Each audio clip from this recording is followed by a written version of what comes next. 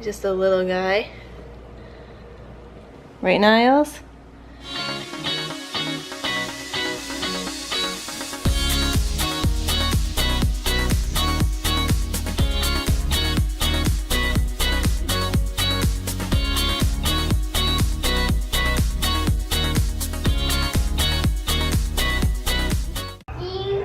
Well, good morning there. I just woke up and looked like garbage, but I found something new that Xavier seems to really like. What are you watching, buddy? Do you have Jay Leno's Garage on the TV? You like that? You seem to really enjoy Jay Leno's Garage. What do you think? So, it was an early morning. Xavier woke me up and it was a bunch of nonsense. So what we're doing, hold on. Coffee on it. Yep, we're making coffee. Daddy's making a second cup. See, I got it. Second cup. I got it ready to go in there if it wants to focus. The focus. Because Daddy made some cold brew, which I got right here. So I got another dose of cold brew tomorrow, ready to go. I picked up some Pike Place roast from Starbucks because it's pretty affordable, it's pretty decent, and it's good for making the cold brew. Okay, so I need to do some pet chores, and today those chores revolve around snakes. Here are my snakes, you can see. I've got two aquariums here. One has a milk snake in it and one has a garter snake. And as you can see, they have shed their skin. Snakes are really easy maintenance, and I don't really clean their tanks out too often. I pretty much do it every time they shed because they're pretty clean and they don't really make a big mess. So what I'm going to do is I'm going to take out all their bedding substrate and all of their little climby toys and stuff and their water bowls and give them a clean.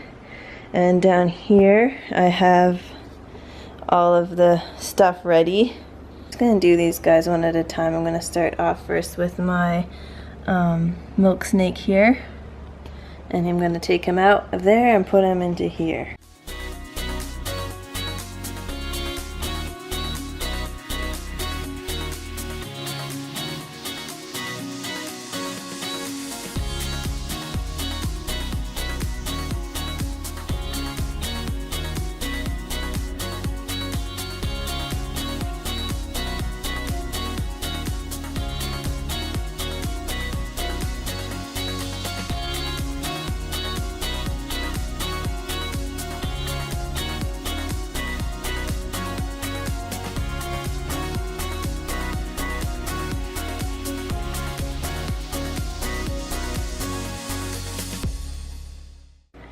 It's just a typical garter snake, an eastern garter snake.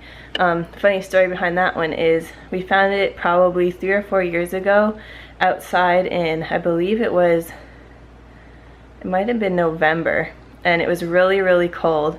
Actually, my cat Niles found it. Niles found the snake outside. So yeah, Niles, my cat, found it, and my husband happened on Niles, who was sort of terrorizing the snake, and the snake was so cold that it could barely move. It was really pathetic. So I brought it inside to like warm it up, and I guess I figured I'd just keep it because it seemed too late in the season for snakes to be out and about, and based on its movements and how it's acting, I think that was the case. So took it in and like for a couple of days, and then it started sneezing. As hard as that seems to believe, a snake can sneeze. So it had a cold, and we brought it to the vet, and the vet looked at it and said it's some kind of respiratory. So we had to give it needle injections of antibiotics for a while. I can't remember, maybe it was like a week with alternating days or something for it to get better. But after that was like, I spent $100 on it, and I just decided I would just keep it, because on and off I feel like I see a sneeze coming from it, but it's never gotten worse or anything. So I just think it's probably not a good idea to release it back in the wild, so I just keep it. And I've trained it to eat little mice that I buy frozen in the store, because in the wild they eat worms and stuff, so I had to sort of train it onto that diet. And the same kind of thing happened with the milk snake. It was found in the colder seasons, like late fall, hiding underneath my father-in-law's hot tub. Probably, I assume, trying to get warm. And it was just a tiny little baby. So I took it in and gave it its own take, and now I have a milk snake and a garter snake. Okay, so now I'm finished. I've got the garter snake all done. You can see him in there. Him or her, I don't know if it's a girl or a boy. All nice and clean, and the other one's down here, but it likes to bury under the substrate, so you can't see it right now. That was the first thing it did when I put it back, so yay, all done. Okay, we had a package come, and it's, I think it's stuff for Xavier's aquarium, so I just thought I'd open it and show you what's going on, so let me grip it and rip it. I guess it's nothing too exciting, but it's the first of the supplies. So we've got the bed of food. And it's funny because I researched all of these things and I'm like, let's go all out. So this is going to be a one pampered fancy fish, but you know, I got some of the best reviewed bed of food. And I also have, rather than rip this open right now, the stress coat. So this is stuff that you use ahead of time for the water so that you can condition it and make sure the fish has a happy transition, and also throw a little in, I believe, when you do water changes.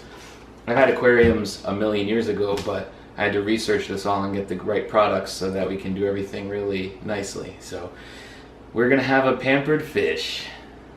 So I want to tell you, Candy, who's filming, and you, the audience at home, a fun fact about betta fish, which I really didn't realize.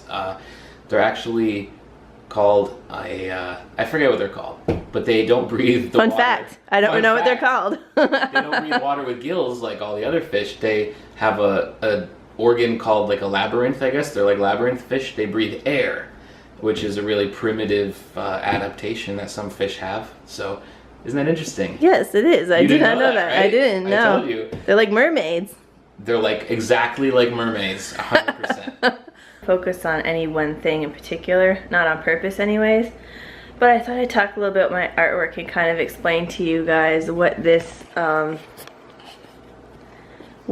here is, this general mess you see on the table. This is my art area. You know, it's not ideal, but it works. Basically, it's just this table here where I've got my two pet snakes because I don't really have a better place to put them. This over here is just a collection of just art things. It's kind of junk. I've got clay here hanging out, and then this bucket has a lot of just different things thrown into it, just a storage container. I've got a lot of paints in here, and these I have more paints and craft supplies, my moss and my rocks. And someday I dream to have an awesome art studio with all the shelving that I need and all of the storage and the areas to display my work even, so that I don't have to do stuff like this, for example, where I have a sculpture right now. That's in there just to keep it safe until it comes time to sell it and ship it. Ta-da! Yep, that's just our kitchen table, and as you can see, there is a collection of just junk here. I try and keep it clean, but it just piles up. It just gets all this stuff. We got the box of the camera, Clifford books, broken toy, just stuff ends up collecting on here. But I did want to show you my current project a little more closer and just sort of show you the progress that I've made on these. So I got my stuff set up here at the computer. I like to kind of work at the computer and just kind of like listen to music and stuff. I've got 2 eggs here, 2 dragon hatchlings, and I think I'm going to do Capricorn and Scorpio out of these guys. So we'll see what I come up with. Daddy's gonna throw it. You ready? Oops, he's throwing it. This guy's still got some life in him. What is it? See dragonfly? Is it a bug? If it's alive, it's... oh, it is alive. See? It's doing everything except hit the water. Look at him, scratch him. Oh, getting wet. He thinks I did it. You're the one that did it. That was... Oh no, we're getting squirted. Ah, my face.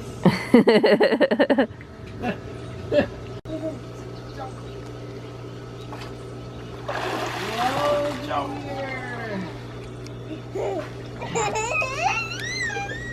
Are you silly? Are you?